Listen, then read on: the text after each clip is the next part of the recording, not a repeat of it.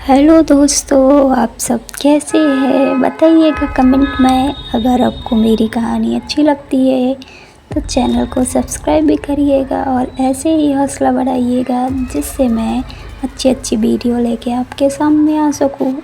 तो आप सभी का मेरे चैनल में वेलकम है। और आज की कहानी का किसी भी वास्तविक जीवन से लेना देना नहीं है, ये सिर्फ एक मस्ती के लिए बनाई गई है। रुचि स्क्रीन में आप सबका स्वागत है। आज की कहानी का टॉपिक है पुरानी हवेली, भटकती दुल्हन की आत्मा। तो चलिए कहानी शुरू करते हैं। रात का समय हो चला था। तेज आंधी तूफान था। चारों तरफ बिजली चमक रही थी और सन्नाटा छाया हुआ था।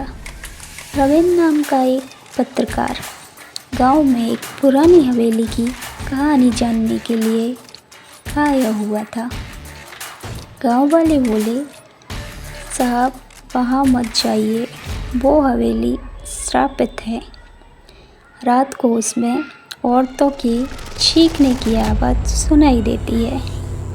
लेकिन रविंद्र ने हंसते हुए कहा, आप सब गांव वाले ये क्या बकवास कर रहे हैं? आज के ज़माने में ये सब कुछ नहीं होता। ये सब एक अंधविश्वास है। मैं उस हवेली में जाऊंगा और सच का पता लगाकर आऊंगा और आप सबको भी बताऊंगा कि उधर ऐसा कुछ भी नहीं है। रविंद्र टॉर्च लेकर हवेली में घुसा। दरवाज़ा खुद पे खुद चरचर की आवाज़ कट रहा था, क्योंकि वो दरवाज़ा सालों से बंद पड़ा हुआ था। अंदर बहुत ही अंधेरा लगा हुआ था। खिड़कियाँ और हर जगह बस धूल छाले दिखाई दे रहे थे। रविंद्र और उसके दोस्त ने हवेली का गेट खोला, टॉर्च की रोशनी मारी और हवेली को अच्छे से देखा। टॉर्च की रोशनी से उसने देखा दीवारों पर खून जैसे धब्बे बने हुए थे। अचानक ऊपर की मंजिल से पायल की खनक सुनाई दी। रविंद्र डरते डरते सीढ़ियों पर चढ़ा और उसके दोस्त भी बहुत ज़्यादा डर गए थे, क्योंकि वो सीढ़ियों की आवाज़ और पायलों की आवाज़, सीढ़ियाँ उतरने की आवाज़ वो किसी और की नहीं, ठाकुर की बहू की थी। अचानक ऊपर की मंजिल से पायलों की आवाज़ सुनाई दी तो सब लोग बहुत ज़्यादा डर चुके थे। रविंद्र ने डरते डरते सीढ़ियों पर चढ़ा। सीढ़ियों का हर स्टेप दबने पर चरचर की आवाज़ कर रहा था, क्योंकि उस हवेली की सीढ़ियाँ बहुत ज़्यादा पुरानी हो चुकी थी और सब लोग मिलकर उस हवेली में घूम रहे थे। वहाँ पे कुछ कंकाल भी लटके हुए दिखाई दिए। जब सब ऊपर पहुँच गए, अचानक हवेली का दरवाज़ा अपने आप बंद हो गया। जैसे ही सब ऊपर पहुँचे, उनकी नज़र एक तस्वीर पर गई। एक दुल्हन की फ़ोटो दीवार पर टंगी हुई थी और उसकी आंखों से धीरे धीरे खून टपक रहा था और वो अपनी आज़ादी मांग रही थी। उसकी आंखों में दिख रहा था। जैसे ही हवेली का दरवाज़ा बंद हुआ, कमरे में अंधेरा छा गया। चारों ओर बस अंधेरा ही अंधेरा था। टॉर्च भी अपने आप से बंद हो चुकी थी। ठंडी हवा के साथ एक औरत की आवाज़ सुनाई दी, मेरी अधूरी शादी रह गई, मुझे दुल्हन बनकर ही मुक्ति चाहिए। रविंद्र को अचानक हवेली का सच याद आया।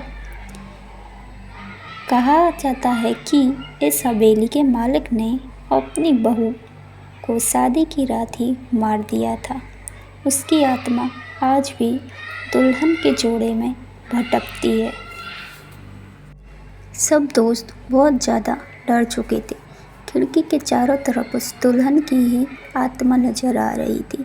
खिड़की के सारे पर्दे अपने आप हवा में उड़ रहे थे। रविंद्र ने भागने की कोशिश की, लेकिन गेट गायब हो चुका था। अब वह एक अनजान गलियारे में था। अब वह सब एक सीढ़ी पर बैठे थे और सोच रहे थे कि हम आगे क्या कर सकते हैं। सामने लाल जोड़े में सजी औरत धीरे धीरे उसकी तरफ आ रही थी। उसका चेहरा काला पड़ा हुआ था, आंखें खून से भरी हुई थी और गले से फांसी का निशान दिख रहा था। उसने ठंडी आवाज़ में कहा, आज तू ही मेरा दूल्हा बनेगा। जैसे ही उसने ये बात कही, सारे दोस्त एक दूसरे की तरफ देखने लगे, क्योंकि उस ग्रुप में सारी लड़कियां थी। जो एक था वो सिर्फ रबेन था लड़का, इसलिए क्योंकि रबेन ही उसको अपनी दुल्हन बना सकता है, तो क्या वो उसको अपनी दुल्हन बनाएगा या नहीं। सब बैठे सोच रहे थे कि हम यहाँ से बाहर कैसे निकलें। सब बहुत ज़्यादा डर चुके थे, क्योंकि हवेली बहुत ज़्यादा डरावनी थी। रबेन ने भागना शुरू किया। हर कमरे में वही दुल्हन सामने आ जाती।